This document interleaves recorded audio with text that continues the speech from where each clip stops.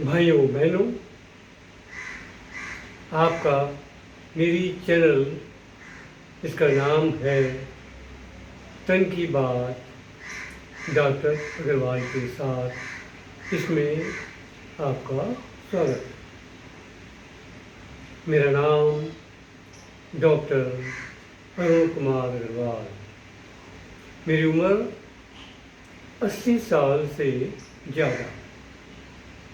मैंने जर्मनी और अमेरिका में कई साल तक शिक्षा पाई।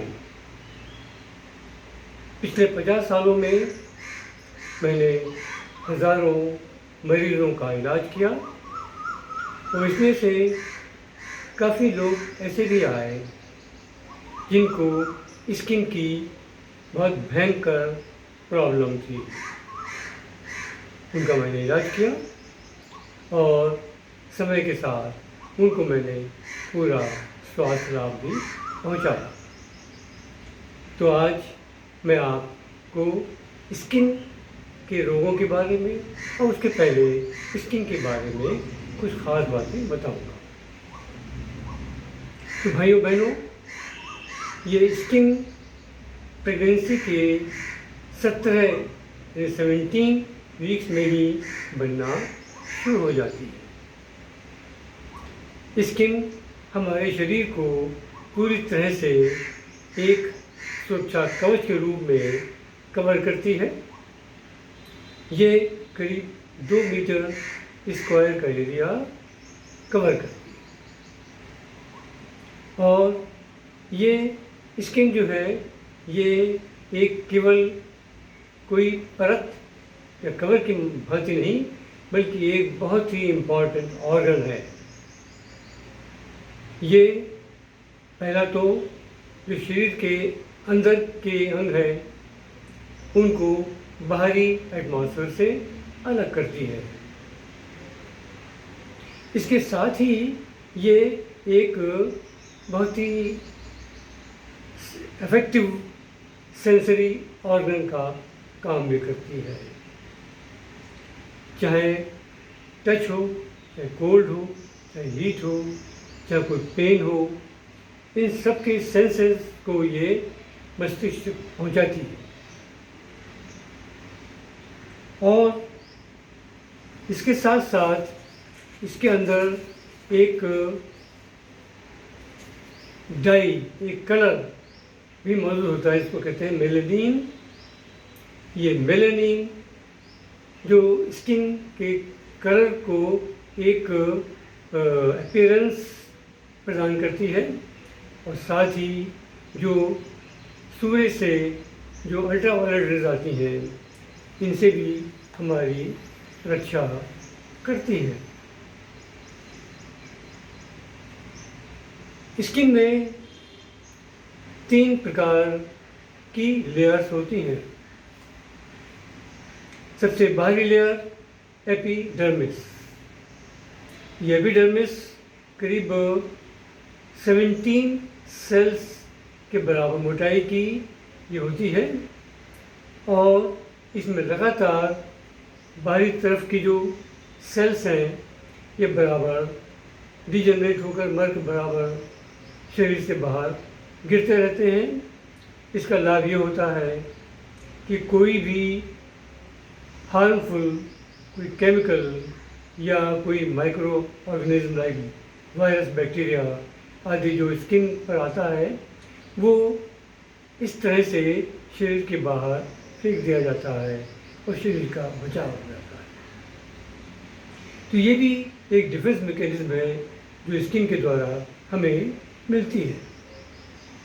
अब स्किन के नीचे एक और लेयर है जिसका नाम है डर्मिस। तो बराबर जो स्किन की सेल्स गिरते रहते हैं बाहर, उनकी सप्लाई डर्मिस से बराबर होती रहती है। उसके नीचे एक और लेयर होती है जिसको कहते हैं हाइपोडर्मिस। ये हाइपोडर्मिस जो है ये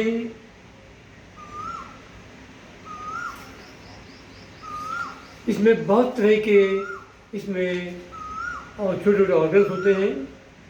एक तो वो जो कि पसीना बनाते हैं, पसीने द्वारा हमारी बॉडी का टेम्परेचर कंट्रोल होता रहता है। जब शरीर पर काफ़ी गर्मी पड़ती है तो यही पसीना बाहर आकर जब स्किन की सरफेस से उड़ता है तो शरीर ठंडा हो जाता है। और इसके अलावा इसमें जो हेयर फॉलिकल्स भी होते हैं, इसमें तरह तरह के नर्व्स भी होती हैं जो सेंसर्स को स्किन से मस्तिष्क में पहुंचाती हैं। और इसके साथ साथ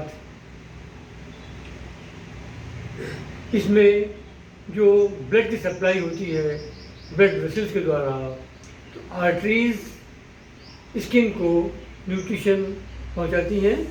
तो इसके साथ ही जो स्किन में जो कोई गंदगी कचरा होता है इसको वेन्स स्किन से निकालकर बाहर ले आती है। इस तरह से बराबर स्किन की सफाई होती रहती है। अब ऐसा है कि कुछ केमिकल्स ऐसे होते हैं जैसे कि कुछ हार्मफुल केमिकल्स, कुछ डाइज, कुछ फूलों के पराग, ये जब स्किन पर पड़ते हैं तो ये एक हाइपर सेंसिटिविटी रिएक्शन यानी एलर्जी पैदा करते हैं। तो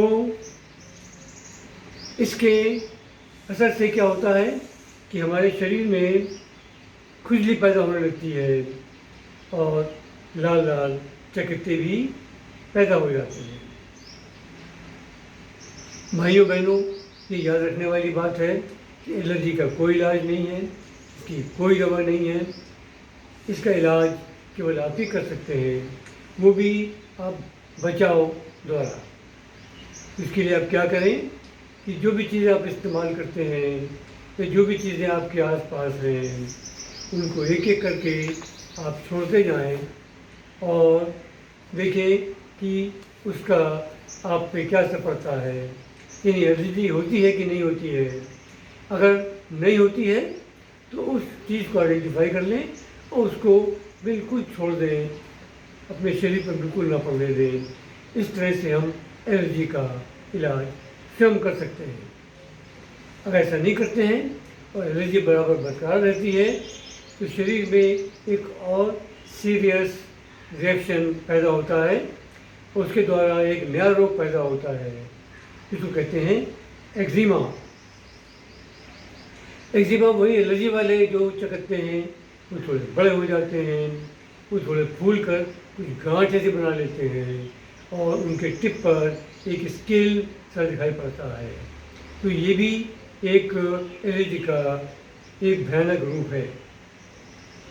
और इसके बाद भी अगर हमने इसका एक्जिमा का इलाज नहीं किया तो और भी एक भयानक रोग पैदा होता है, इसको कहते हैं सोरोसिस।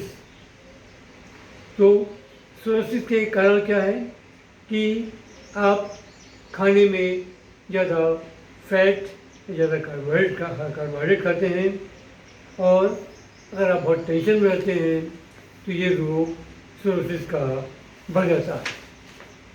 इसलिए इसका भी ध्यान रखें और सोरोसिस से बचने का भी लगातार आप प्रयास करें। मैं फिर कहूँगा कि सोरोसिस का भी कोई इलाज नहीं है, कोई ड्रग नहीं है। इसका इलाज केवल कुछ और है। तो मेरे पास जब पेशेंट आते हैं मैं सबसे पहले क्या करता हूँ कि पहले उनकी मैं सफाई करता हूँ। सफाई शरीर के अंदर की भी और शरीर के बाहर की भी। शरीर के अंदर की सफाई के लिए हमारे योगा में षटकर्म की क्रिया है। षटकर्म में 3 क्रिया ज़्यादा खास हैं।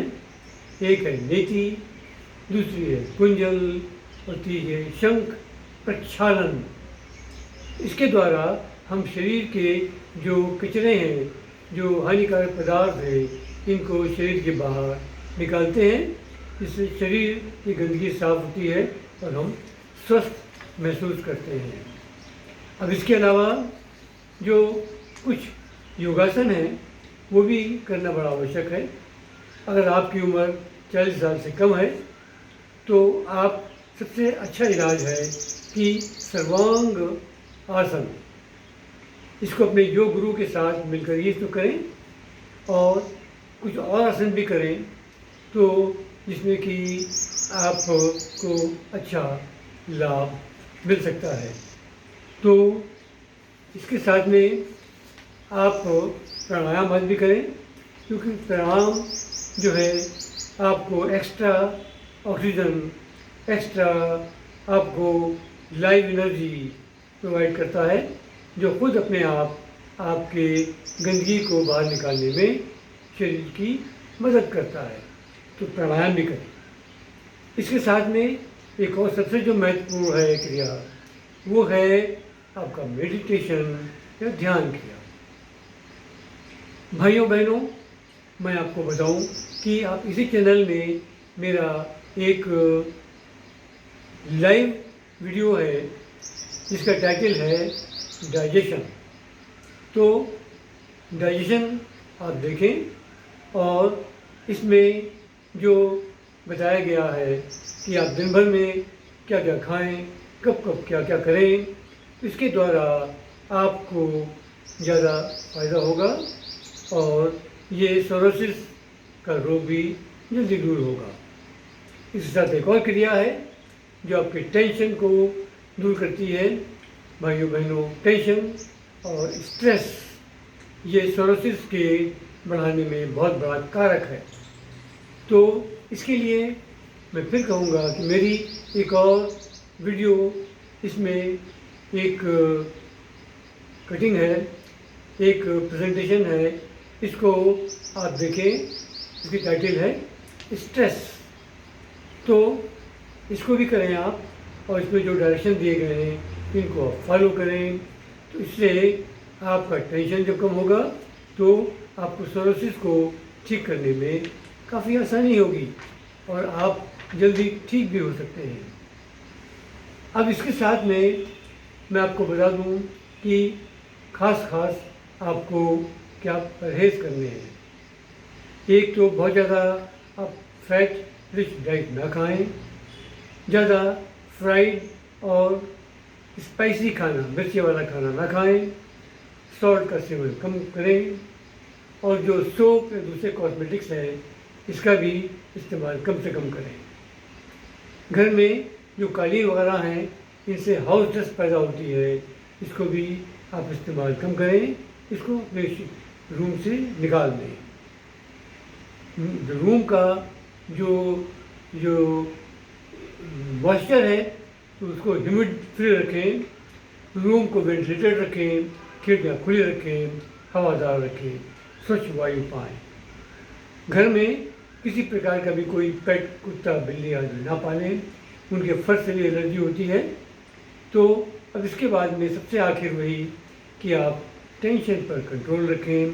तो इससे क्या होगा कि आप इन सब चीज़ों को मिलाकर आपकी डाइट, आपका खान पान और आपका टेंशन, इन तीनों को अगर आप समय से कंट्रोल कर लेंगे तो आपको एलर्जी से भी, एक्जिमा से भी और सोरोसिस से भी, तीनों से लाभ पहुंचेगा। तो फिर कहूँगा इन तीनों रोगों का कोई इलाज नहीं है, कोई दवा नहीं है। आप से बचाव करके और जो योगिक क्रियाएँ हैं उनको पालन करके आप इस रोग से मुक्ति पा सकते हैं। भाइयों बहनों, मैं 1 से 2 महीने के अंदर अपने रोगियों को 100% लाभ पहुंचा देता हूं। तो अब मैं यही प्रार्थना करूंगा, ये शुभकामनाओं करूंगा कि आप स्वस्थ रहें और इन तीनों रोगों से आप मुक्ति पाएँ। नमस्कार।